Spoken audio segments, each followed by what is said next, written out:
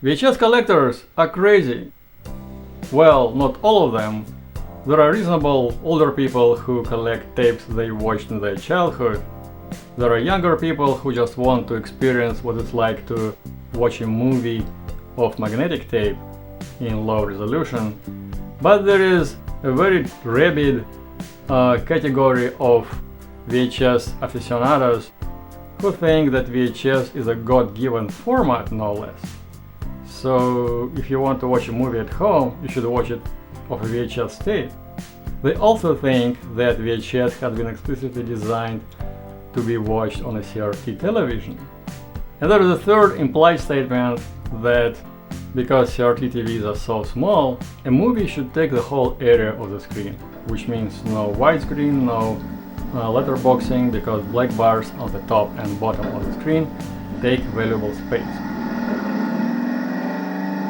I want to touch upon all these three major points and to dispel some of them and to argue with other of them. So the first point is obviously a joke. JVC developed, created, engineered VHS. I do not use the word invented because all the technologies and principles that JVC used for VHS had already existed before. Sony released beta 1 year earlier, and 5 years earlier Sony, JVC and Panasonic together marketed the format called U-matic. Sony called it U-matic, JVC called it UVCR. I don't remember what Panasonic called it. Sony developed it mostly, but JVC and Panasonic had some say in the final development of the format, but more importantly, they had access to the patent pool. And this is how Japanese economy worked back in 1950s, 60s and 70s. The idea was that Japan would compete with the whole world as a whole, as a country, not as individual companies. So all the Japanese companies who created, invented something, patented something, they put it in a pool which any other Japanese company can have access to. So JVC, along with all the other brands and companies, had access to all those patents and use them. So on the one hand, JVC did not invent anything when it created VHS. It just created a larger cassette that would fit more tape. But on the other hand, it didn't steal anything from Sony because it was available officially to JVC and other companies through this common patent pool. Now, was this format specifically designed for CRT TV?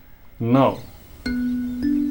It was designed for the television standard of the time, which was analog interlaced video with 25 or 30 frames per second depending on region, but obviously CRT was the dominant, if not the only, display technology of the time, so of course JVC took it into account.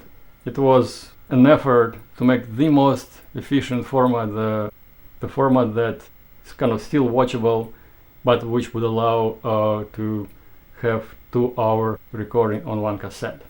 Sony originally allowed only 1-hour recording on a beta cassette. So why would Sony do that? Didn't Sony know that movies that are longer than 1 hour existed? Of course they did. I think they just figured that this home video format is not good enough for watching movies. If you want to watch a movie, you go to a movie theater. The home video machines were for recording content of the TV, for time shifting, and maybe for some shorter programs, some documentaries, some kids cartoons, stuff like that, but not for full-length, widescreen, high-resolution movies. Beta 1, Beta 2, VHS, they were low-quality formats designed for small screens. Calling it a God-given format, a format that one would use to watch a movie, is just preposterous. So what would real cinephiles use?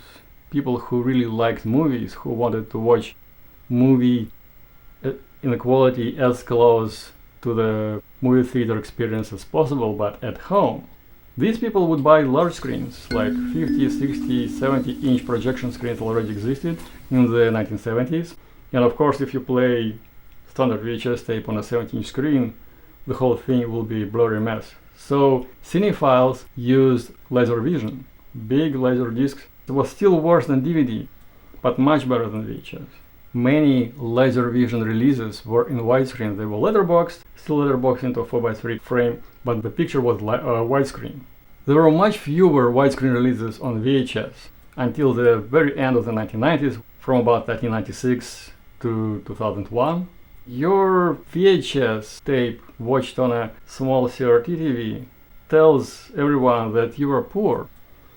And the second thing, it tells about your inability to separate your childhood from your dreams and your desires. I learned about projection TVs sometime in the early 80s. I saw it on an exhibition. It was a huge screen with like 3 color guns projecting 3 beams of different color on the screen. And I thought, okay, that's what I want in my home. Not a small thing that I watched every evening, but a huge screen. Not the same size as in a movie theater, but still pretty large for my small apartment where I lived back then. And then in the late 1980s, I learned about plasma technology, which was just being developed back then. And I thought, this is what I want. A large LED screen that can be hung on a wall. And I waited 15 years for this technology to come true, and I bought my plasma TV in the mid-2000s. And I still have it, it still works. Why would I want to go back to low resolution VHS and small CRT screens and pen and scan movies? I don't know. I always wanted something better, and if I would go back, I would go back with all the good stuff I have now. That's the difference. There are a whole bunch of sci-fi stories which I actually liked back then in my childhood.